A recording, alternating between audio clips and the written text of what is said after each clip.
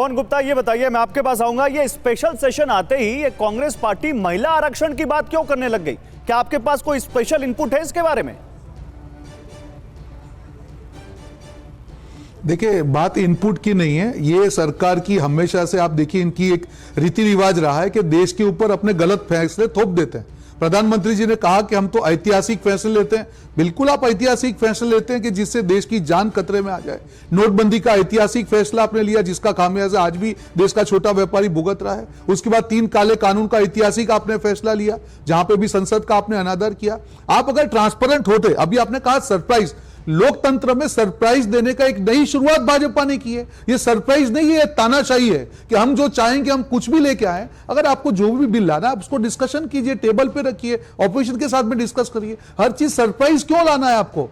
आपने जो लोकतंत्र की हमारी जो जिस प्रकार से गरिमा है, जिस प्रकार से हमारा एक चलन है कि सबको साथ में मिलके डिस्कशन के बाद कोई बिल आता है, आपने सब हत्या कर दी। आपने लोकतंत्र की भी हत्या की है और संसदीय प्रणाली की भी आपकी हत्या की है। तो पहले तो आप ये बताइए, यहां पे डिस्कशन महिला आरक्षण की आप कर रहे हैं, देश का पहला महिला राष्ट्रपति किसने दिया, पहली बड़ा प्रधान किसने दिया, पहले स्पीकर किसने दिया? ये आप बातें मत कीजिए। और दूसरी बात, देश को बताइए कि आप महिला आरक्षण बिल ला रहे हैं, और अगर आप ला रहे हैं तो एजेंडा में क्यों नहीं था? इसमें सरप्राइज की क्या बात है? सारी पार्टियां चाहती है कि महिला आरक्षण बिल आना चाहिए, हम तो कब से मांग कर रहे हैं। तो पहली बात तो आप अपनी नीयत साफ कीजिए देश के सामने। ये सरप्राइज का खेल मत करिए। जब भी आप सरप्राइज की बात करते हैं देश डर जाता है, ये नया कुछ लाके थोप दे, तो आपसे कोई अपेक्षा नहीं है देश की। पहले अपनी विश्वसनीयता को इंप्रूव कीजिए।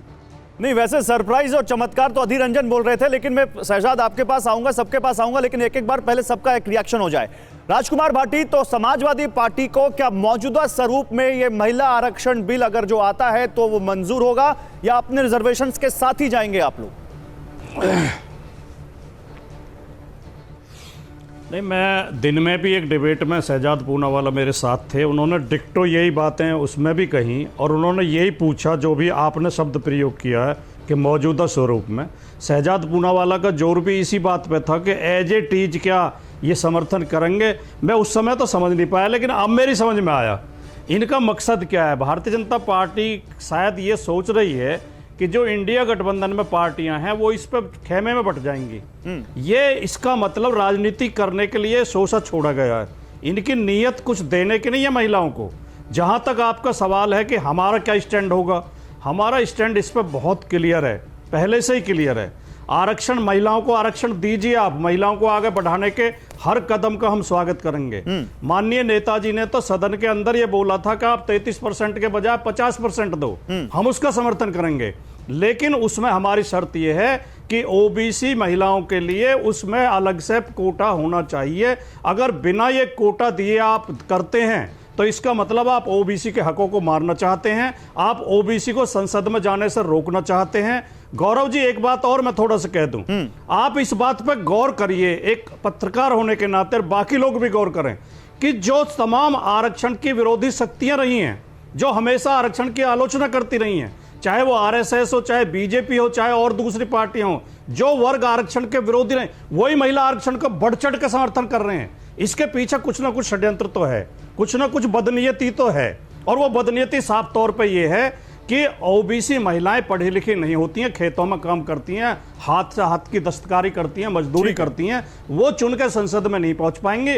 अगर ये महिलाओं का आरक्षण आप लागू कर देते हैं तो इतनी सीटों पे कुछ विशेष वर्गों का कब्जा हो जाएगा जिनका ये हित साधना चाहते हैं। वैसे लगातार ओबीसी एससी का दलितों को, आपने अपने नेता मुलायम सिंह यादव जी को कोट किया, उन्होंने कुछ और भी कहा था महिलाओं को लेकर, वो भी मेरे पास है, मैं वो बताऊंगा, लेकिन मैं पहले एक बार डिबेट ओपन कर लेता हूं। कुलदीप जी, आपको क्या लगता है, क्या जो कॉन्ट्राडिक्शन है इंडिया में, जिसका जिक्र राजकुमार भाटी भी कर रहे हैं, इनके अपने रिजर्वेशन है, कांग्रेस पार्टी की अपना स्टैंड है, क्या इससे इंडिया इस महिला आरक्षण बिल पर एक रह पाएगा?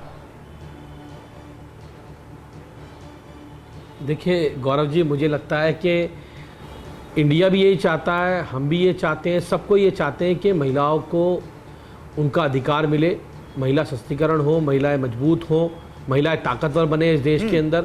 और ये जो महिला रिजर्वेशन बिल है, ये बहुत लंबे समय से संसद के अंदर अटका हुआ है और हम चाहते हैं कि इसको पास किया जाए, उनको आरक्षण मिले, उनको ये अधिकार मिले। हाँ, उसमें जो राजकुमार भाटी जी कह रहे हैं उसमें कई और बातें हो सकती हैं, तो इसलिए जब वो बिल पटल पे आएगा या उस पे होगा, लेकिन मुझे लगता है कि उसके ऊपर आज ये केंद्र सरकार जो महिलाओं की बात करती है, मोदी सरकार, उसको बिल को संसद में लाकर महिलाओं को उनके अधिकार देने चाहिए जो बहुत लंबे समय से रुके। और आम आदमी पार्टी तो हमेशा महिलाओं को मजबूत बनाने के लिए हमेशा आगे अग्रसर रहती है। हमारे नेता अरविंद केजरीवाल जी लगातार इस बात को कहते रहते हैं कि हमें महिलाओं की भागीदारी को राजनीति के अंदर भी बढ़ाना पड़ेगा, और ताकि वो सक्षम हो पाए, वो संसद के अंदर, पार्लियामेंट के अंदर पहुंच पाए, वो अपने हक और अधिकारों की पॉलिसी को बना पाए। तो उसके लिए तो मुझे लगता है निश्चित रूप से इसको आगे बढ़ाना पड़ेगा। लेकिन ये मोदी सरकार की नीयत क्या है, क्या नहीं है, ये क्या करेगी, ये तो यही जानते होंगे।